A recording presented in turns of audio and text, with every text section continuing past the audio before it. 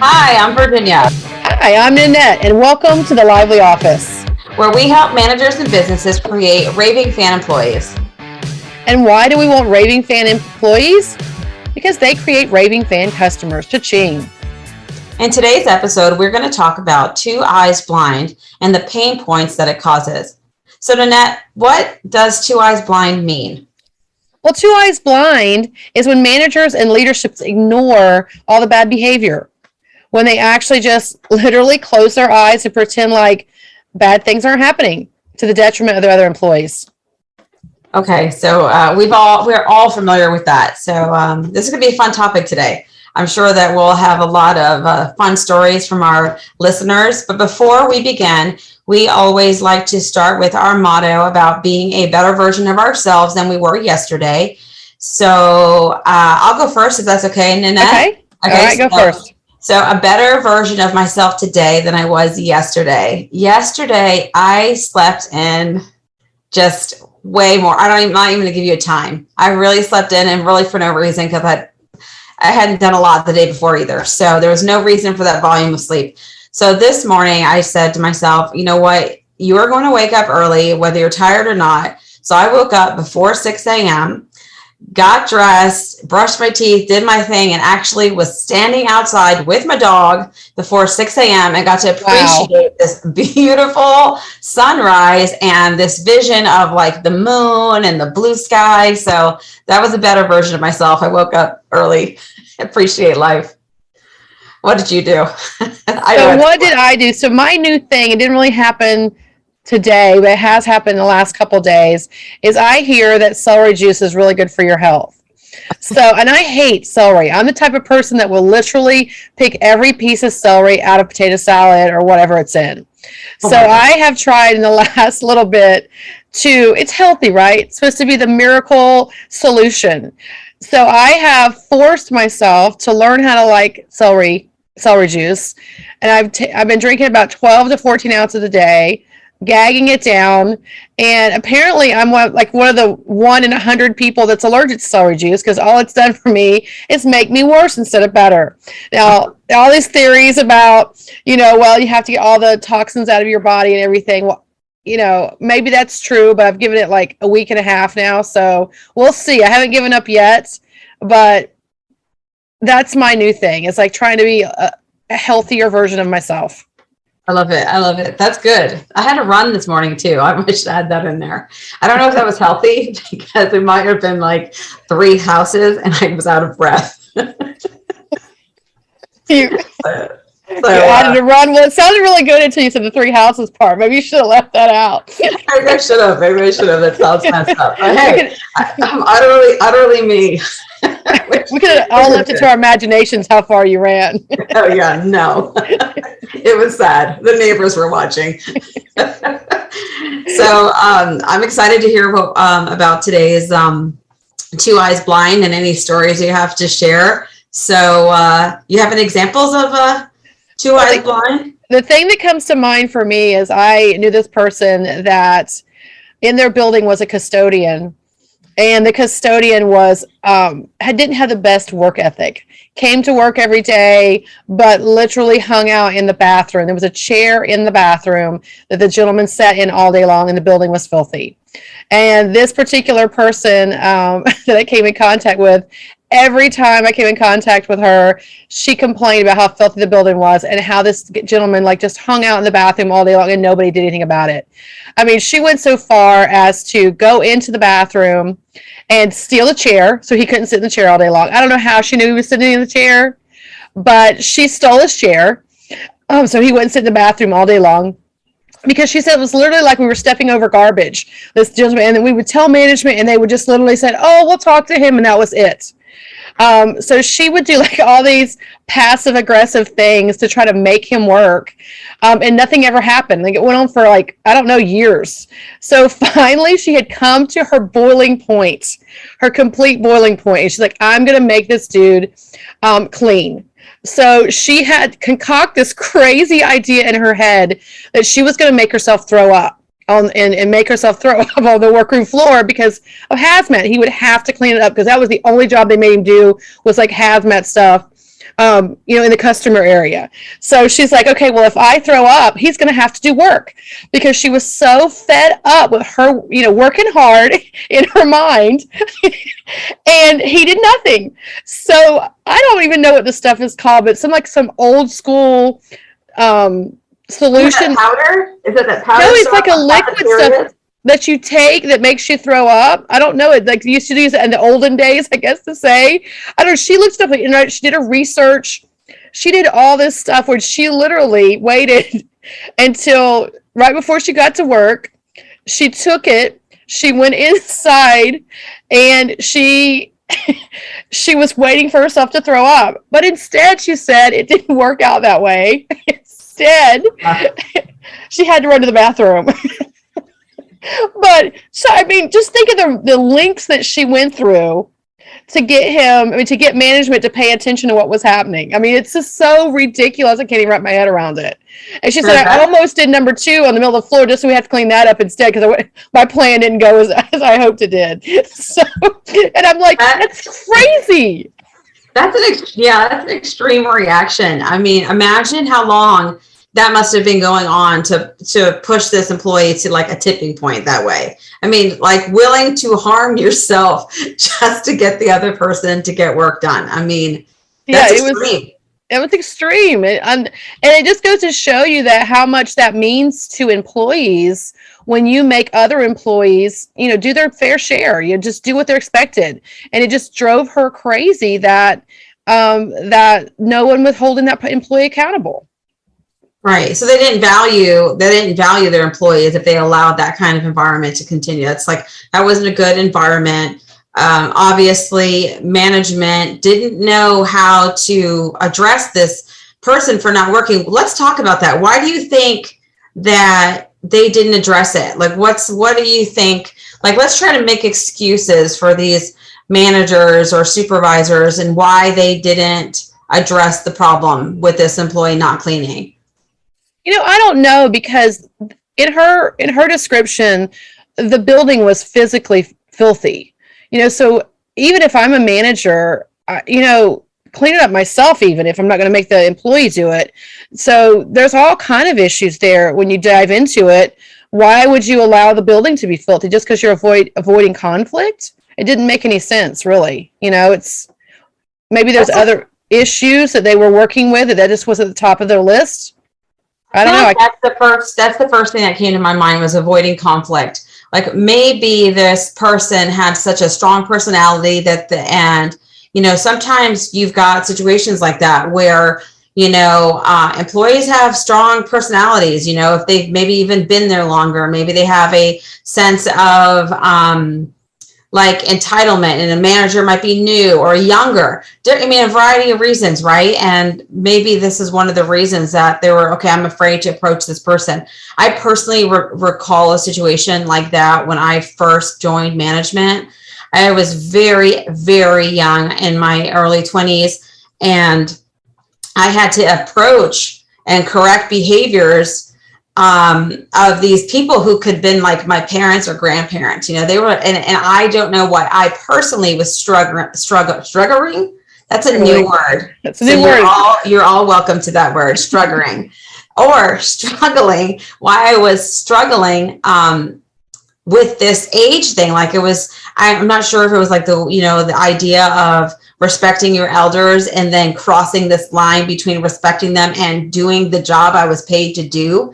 So, that was a challenge, but my personality is not the kind of person to ignore a problem either. So I just had to eat it. And I'm not going to say I'm proud of the way it came to a head, but the end result with me and this individual, I addressed the problem went away. It was not like I liked it. It was a harsh conflict on the workroom floor, but it turned out that we ended up being like such a good relationship after that, because I think it was more like it was almost as if a rite of passage. Like they were trying me to see if I was tough enough to be their boss. Oh, interesting. Well, I also think maybe in this situation too, I also know that there's some managers that don't want to have things pointed out that they're doing wrong. So they get stubborn and they're not going to address it. They're going to pretend like it's not a problem just for the sheer fact that they don't want to be told there's a problem for them to fix. I mean, I know you've been across managers like that. Like, if Absolutely. I identify the problem, I'll fix it. But if you tell me there's a problem, it's like, I'm not going to take your criticism because that would mean I made a mistake, or, It's like I have to admit failure or something, which is such a childish thing to do. You're at work to get jobs done, and if you can keep your employees' basic needs met at work, they're going to enjoy being there, or at least not hate it.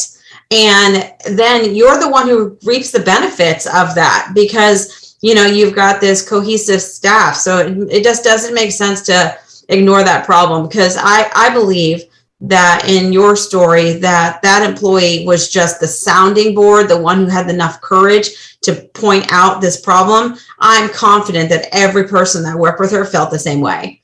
She was just not strong enough or willing to try to get something get something done.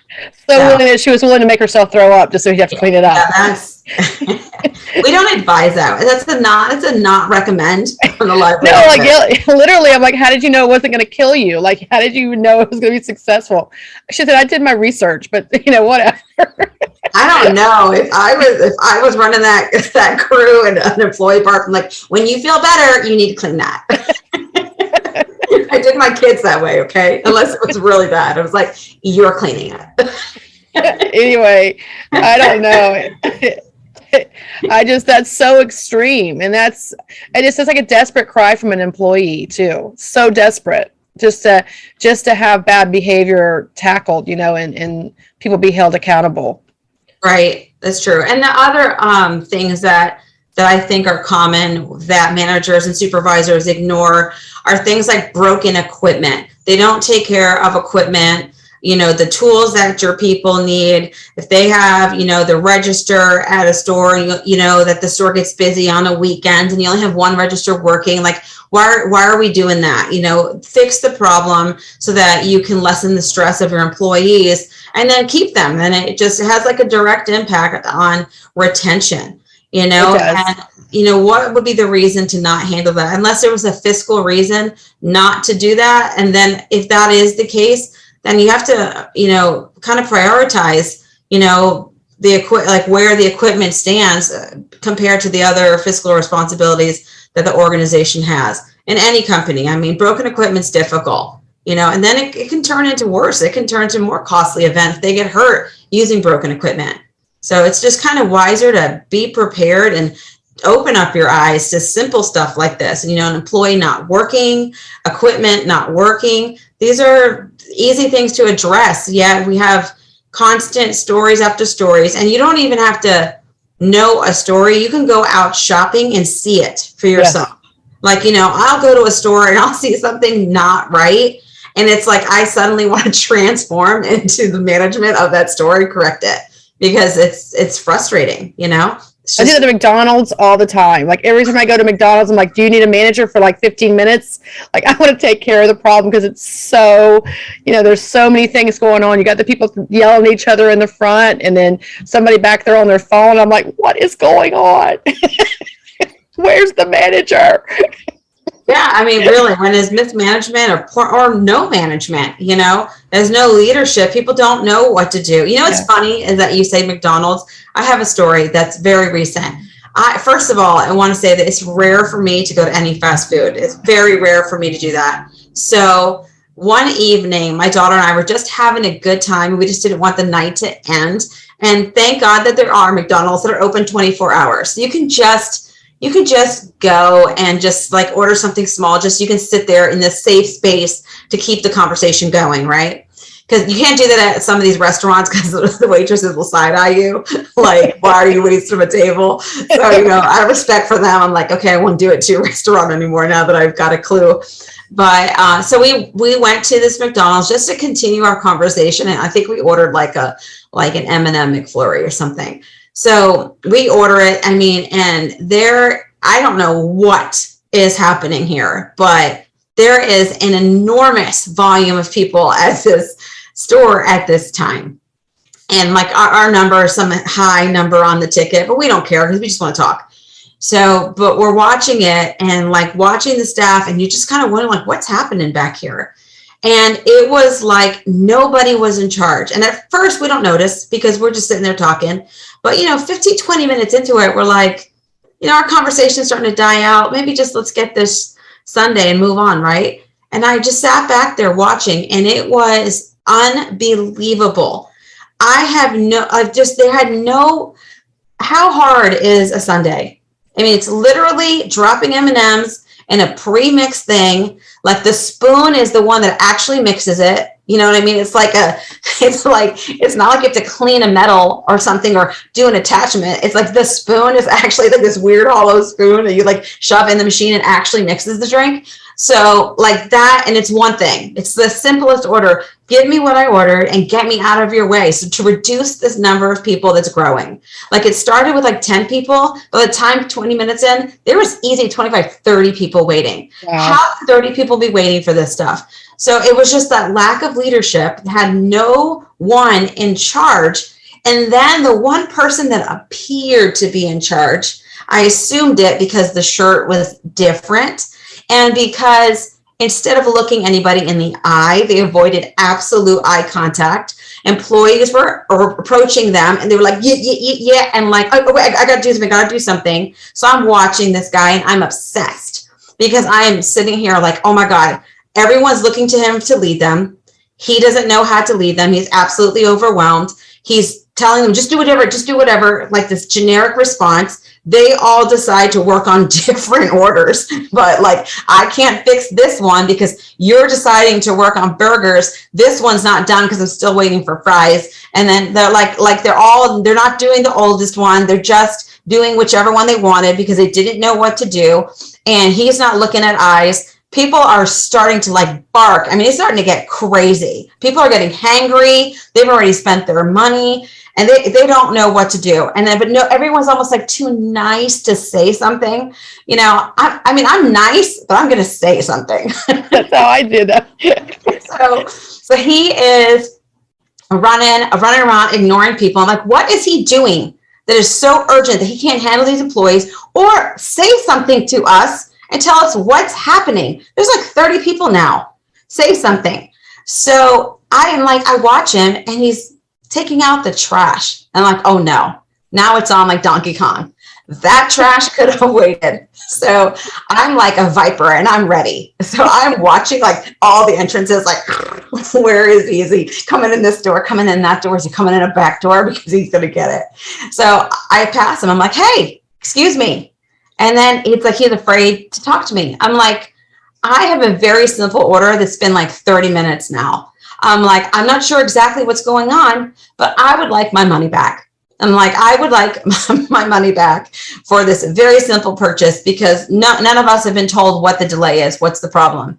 So it was like he got snapped out of his coma and he remembered that he was in charge and he looked at me, asked my receipt, started doing something, gave me back the money. And then the next person was like, hey, calmly asking him something. And it was like all of a sudden he remembered that he had a responsibility. And it was like, let me look into that. And then he's just started tackling things one by one. So I'm like, oh my gosh, he was like in some kind of overwhelmed coma. And he just did not remember his role. He was running. It was like a fight or flight situation. And he was trying to fight with the garbage.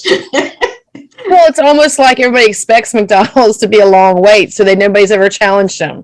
I'm like you literally chased him down at the exits. You know what I mean? Like when he, so you held him accountable. It's the same thing we're talking about. It's holding somebody accountable to what their job is and snapping them back to what they're supposed to be doing. It was fun. Well, the fun and sad thing was like afterwards. So we walk around the corner and we walk out the corner and then all of a sudden out of nowhere, I swear it just spawned. It just appeared. Suddenly the shakes at the table that we're sitting at.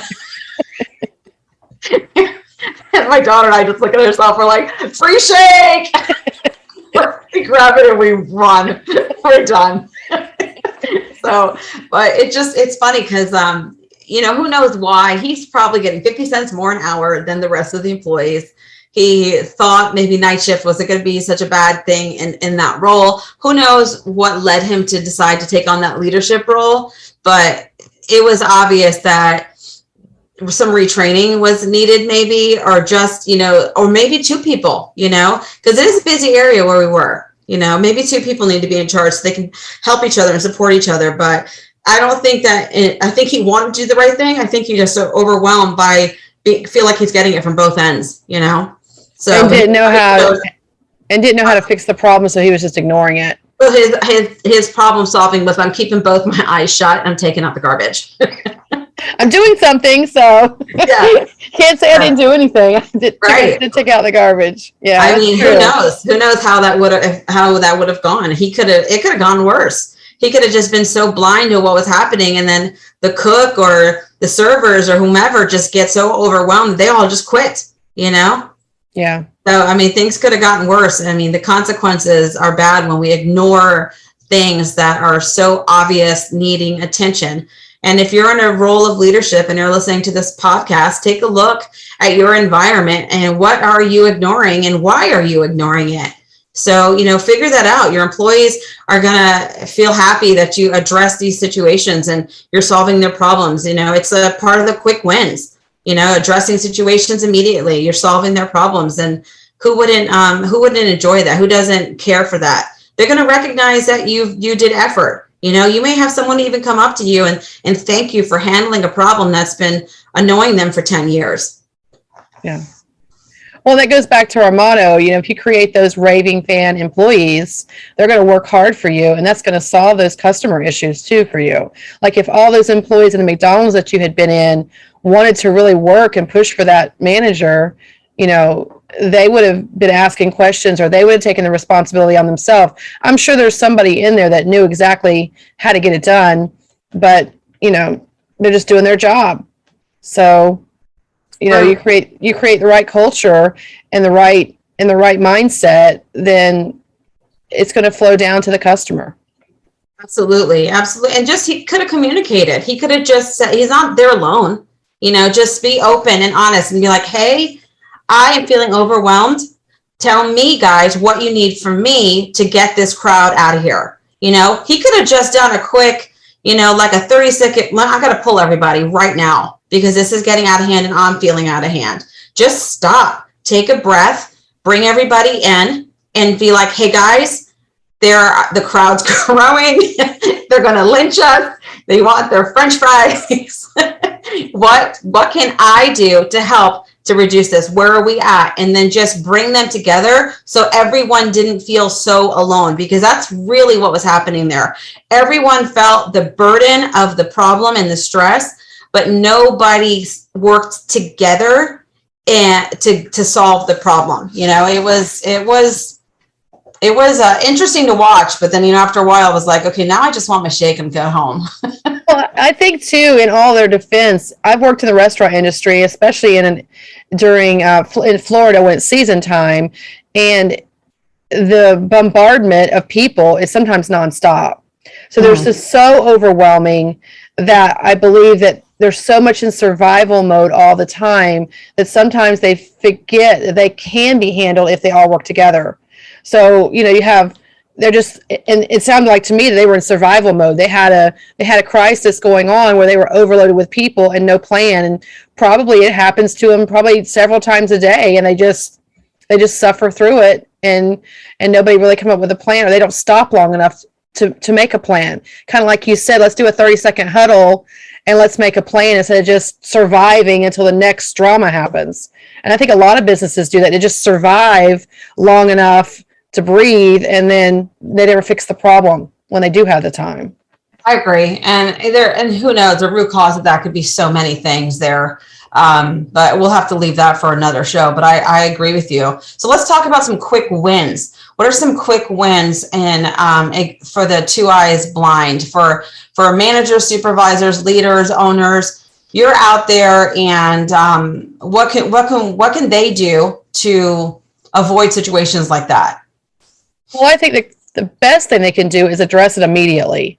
And that doesn't mean solve the problem immediately, but at least address the behavior and take your first step toward making a solution. Like in the situation with the that I talked about earlier with the custodian, if nothing else, you should have acknowledged to the employee that was concerned that there is a problem that you would do something about it, instead of just saying there's no problem, or I'll talk to them, and never following up and never, getting back with that employee. So I think the more immediate that you start fixing the problem, the better. I agree. That's important. Another quick win is just when you're in your area, wherever you work, whether it's a construction zone, an office building, a restaurant, a processing facility, evaluate your workspace. Maybe there's things that are constantly going on that in the environment that you can just proactively take and control. Right. And when you're in that workspace, sometimes you do get blind to what's in your own workspace as far as what's broken. Maybe you need an extra set of eyes, have an employee walk around with you, or take input of what might need to be fixed. Because, when you're in the environment every single day, sometimes your eyes just get used to seeing things. Right. So kind of like fix what's in your control, you're saying. Yeah. Fix what's in your control for sure. Right. And listening to your employees, sometimes you get so busy or something happens and you've got everyone understands that you've got something urgent that needs to be handled now. If an employee walks up to you during like some critical moment with some request, it might be bad timing, so you don't listen to them. And we understand that. And believe it or not, there's people like that. You're like, why are you approaching me now when you clearly see there's an actual fire in the building? So, I understand that. So avoid of all of those ridiculous situations. When you're in a normal state and your employees are pointing things out to them, a quick win would be definitely to listen to your employees. Listen to what they're saying. And sometimes they don't speak directly. Sometimes they're saying things in like kind of a hint form, and you've got to dissect, what does that mean? Okay, so they're saying this, but what do they mean? So, and then just try, and if find someone that you trust to maybe have that back and forth. Well, what do you mean? What do you think they mean by this? What can I do to solve this? And, it really builds a trusting culture where you're showing compassion to your employees and you're being genuine and sincere. And, that results is always going to be something positive for yourself, your customers, and your company. Right. And if you're always pushing what your values are in the company and what your goals are, a lot of the complaining, because I know there's a lot of employees that just like to complain about things, but if you build up your culture where everybody's on the same playing field and everybody understands what the goal of the company is, that does decrease a lot of those complaints, because they understand what the goal is. Because a lot of times employees ask for things that you can't give them, money wise, right, or they ask for things that are, I want to have, 4 hours off in the middle of the day, whatever it is. But if they understand the goal is to get your customers, please your customers, or whatever the main goals are, it helps a lot in learning the motto and the value of your business. I agree. That's a good point to bring up. So let's wrap up today's podcast with what's the first item of wrap up, Nanette, that we can go over and kind of wrap up what we've been talking about here today? Well, the biggest thing is open your eyes and pay attention before you lose your good employees. That's number one. Absolutely. And the second point that we want to bring up that Nanette had mentioned is that you don't have to solve every problem immediately. You don't have to solve them immediately, but just be aware of them and take the first step in getting that problem solved. And the next one we wanted to point out is don't be afraid to ask for help. Other coworkers, other managers, or you can always come to the Lively office and sign up for our membership. We're always here to help out managers and business owners with the problems and the conflicts. So you check us out on thelivelyoffice.com. Absolutely. And the last thing we want to wrap up is that good leaders have courage. So when you're out there and you're doing your thing and it seems like a task that you maybe are overwhelmed or a little bit fearful to do, just tell yourself, I am fearless and I can do this. and trust yourself and find a way to do it. It's real easy to say, to do things that you're told to do, but it takes a different kind of person and a true leader to have courage to do what should be done. So I encourage you to have courage, take that step, and do the right thing for yourself, for your company, and for your employees. And if there's anybody out there that has some two eyes blind stories at your company or your business, you can go on any of our social media sites, Twitter, Instagram, and Facebook, and hashtag blind, and give us some of those stories so that we can listen to them. Yeah, we would love to hear your two eyes blind stories, and we'll comment back. You share with us, and we'll do our best to comment back and hear what you have to say. And we hope you join us at the Lively office and join our membership. But before we go, we always like to end our podcast with something that we are grateful for. So, Nanette, you want to go first to go grateful, or? Oh, sure, I will. And we always do 3 categories. We do homework and then just something random. So for home, I'm going to go with the fact that we're in sunny Florida, and it is still a little bit cool in the air, and it's not quite that summer heat yet, so I can actually still sit outside in the morning, and I actually feel a little bit of coolness in the breeze. So that's my home one. I am very, very grateful for that cool spring breeze.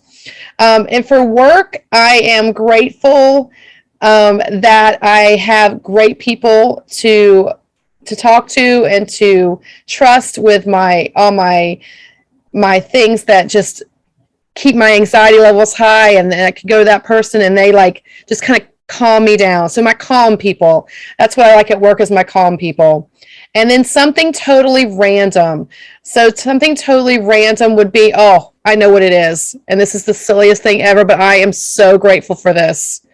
I despise houseflies like nobody else.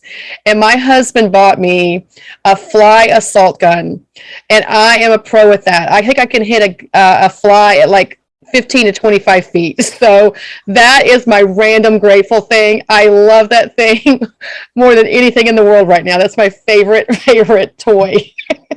Is that the one that you put salt inside of it? Yes, you put your fly assault gun. That's why they have the word assault. Yes, I absolutely love that thing. I love that. I have one, and I can't pretend I don't enjoy it in the summer. I just sit out in the backyard sometimes and just go have fun. Take your stress out that way. I love that thing. That's my random grateful thing today. That's amazing. Thank you. Okay, so gratefulness. My home gratefulness is I ordered some new lights for the outside of our home. Our lights on the outside of our home have not worked for years, and we didn't really overly care about it because we happen to have a street light, so it keeps our house lit. So I'm like, it's just something you ignore. I am grateful for my husband, who I ordered them, and in one day, and if you knew him, you understand this is a miracle. You put them up already? He put them up already. Okay. I got them on Monday, and they were up on Tuesday. So they look absolutely beautiful. So I'm grateful for my husband for understanding that I really wanted this to be done and making our house cozy. So I'm working on improving our home. So I'm grateful for that. Gratefulness. My gratefulness for work today is the fact that I can work toward my life schedule. So when something comes up, and something did come up recently that was kind of intense, that just didn't allow me to start at 7 or 8 or 9 or whenever I needed to in the morning. And I was able to still get what needed to get done because of the flexibility of my work, as well as the accessibility, being able to actually do some things on my phone and not have to do it on the computer. So I was able to balance that, which made me feel very grateful for my work. Just, because you can go in the car, I can handle the work and I can handle the life. So that felt great. And the random thing that I am grateful for is let me see. What's a random thing I'm grateful for? I have a lot of gratitude, I guess, constantly. It's just I can't think of anything really specific. I'm constantly grateful for just waking up every morning. I literally say that every day. I'm like, okay, so my random thing is that I woke up this morning and I was in an absolute great mood, got to appreciate the sunset, and I am grateful for you, Nanette. Oh, thank you. And we encourage you to do the grateful exercise every day. It does help you focus on the positive things. Where focus goes, energy flows. Yes. Thank you, Tony Robbins. We love you. Follow us, Tony. That's all we have. Have a great one. And thank you for joining us at the Lively Office. Goodbye.